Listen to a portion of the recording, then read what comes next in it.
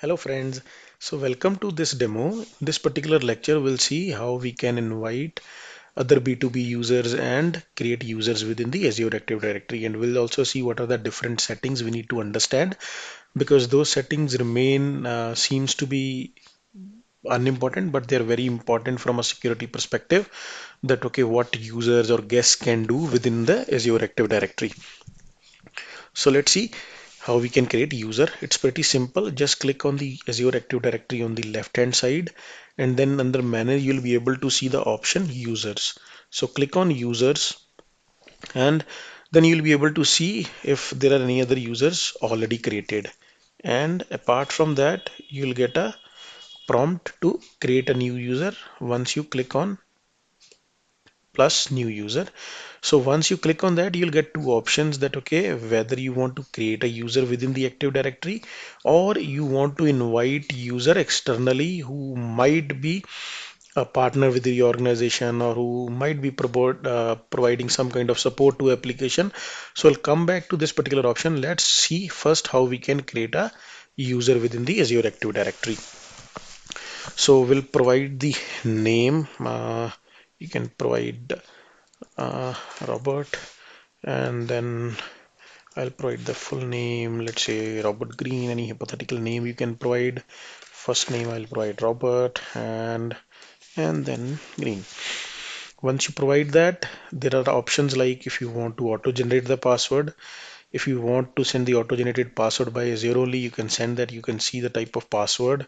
But if you think that okay, that password is not secure, there could be some issue, you can recreate the password and then you can supply the password to the user. And then at the same time, you can provide the groups that okay, user you want the user to be a member of, or if you want that okay, user should be having some kind of a role, let's say a security administrator or application administrator or different kind of roles which we have in Azure, like built-in roles or custom roles. You'll get more clarity in the role-based access lecture. So if you're not able to understand the role section, don't worry about that. So we have a separate lecture and demos onto the roles and role-based access, how we can assign the role-based access to a application to a service. So we have different lectures onto that. So at this point of time, if let's say if I want that okay, this user is a security administrator, so in that case, I can assign the role of a security administrator. So if I'll type security, in that case, you can see I have the role that of a security administrator. And then if you'll select, then in that particular, I have the role of security administrator. If you want, you can make this user a member of certain groups. So like if we have the security auditors groups right now, click on select. Now the user is a member of security administrators group. Similarly, you can add user to one or more groups. So here from here you can sign in that okay, whether the user can sign in or you want the user to block, you can do it with a radio button. Let's say tomorrow there is some malicious activity happening and uses from where the user would be login. Let's say you can say from Belgium, okay, and in that case, that information will be very helpful.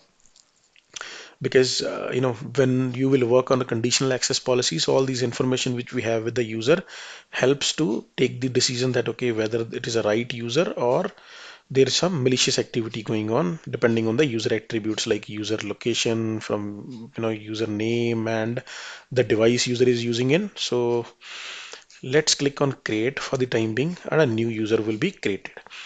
Now before going into the user settings, I would like to share one thing with you, or that when you create the user, so this is the user. If you'll say all the users I have created within the Azure Active Directory, and so that is why it is saying that okay, they are member. And what is this source is like, this is the Active Directory user which we have created, but this is my default which with the help of which I have created my Microsoft account. So you can see the difference from here. So now let's say if there is some guest user, you will see the user type as guest. So now we can create one guest. We'll come to the user settings later on. So let's create a new guest for a B2B. Now let's say if I'll say cloud, let me give the full name, NEN Cloud Ninjas, some pathetical name. The email address I have is maybe at the rate gmail.com. Okay, and then give the name cloud, NINJAS. And if you want that, hi cloud, you can write any message. I am inviting you to log in,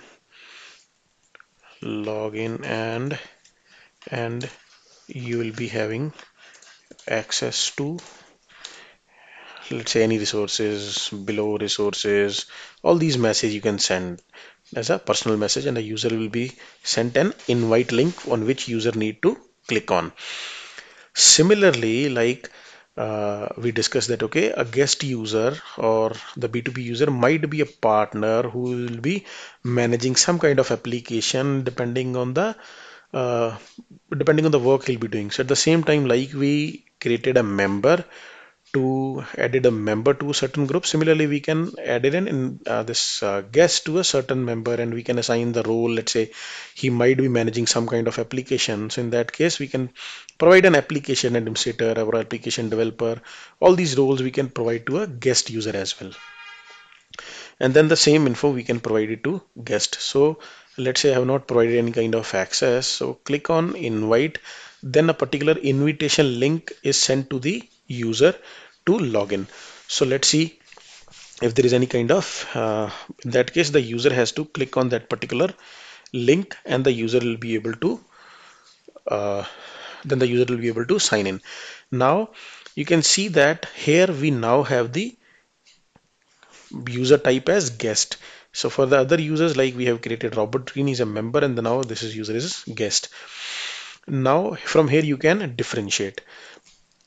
Now we'll go to what are the different settings we have related to a particular user which can be managed. So now if you come to profile, you'll get information, general information like user sign in, user identity, member of Active Directory. All this information we have with the user. Then what kind of roles have been assigned to user? So we assigned the security administrator role, if you remember, to this particular user, and then group security auditor we assigned. So you can see the security auditor group has been assigned to user. Similarly, what kind of access, what kind of application access user would be having? So we don't have any devices information about the user. And then Azure resources, all these information would be having, like here we are having access to free trial subscription only. And if there would be any resources, then like if a user would be having, so here the user is having access to a resource group, security reader role he's having. So similarly, if you want to see the more information, like there is one other user for which we have certain access related to Cosmos DB storage account. So let me show it to you to give a better clarity. So let's say if I'll click on Jagpal and Azure resources, so here you can see that, okay, what kind of access to the resources user is having. See, he's having access to a contributor, access to a Cosmos DB account, right? And all these information, see resource type, database, we get it from here. And then let me come back to this user again. We have the devices authentication methods. We have, like, if you want to want the register uh, to sign with MFA, you can provide all the information we have. If you want to revoke the MFA, and the other important activities, sign in, when the user sign in, and the various audit logs related to user. So you can see the right now this user has not signed in, so that is why you're not able to see anything.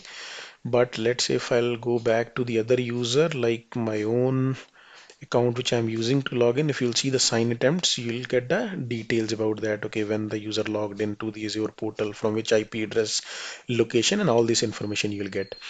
So now let's go back. Similarly, you'll be able to see the audit logs related to that particular user. That, okay, what kind of activities have been performed, like we added the user to a certain group, all these information you'll get it from here. So these are the various user settings we have. Now let's say if you'll go to the similarly to a guest, then you can see that, okay, you'll get a similar kind of settings from there. So these are the different settings which can help to create a user and manage user within the Active Directory. So this is it, friends, in this particular lecture. Hope now you have the clarity that, okay, how we can create user and what are the different settings we have. So thank you for watching this lecture. Meet you in the next lecture.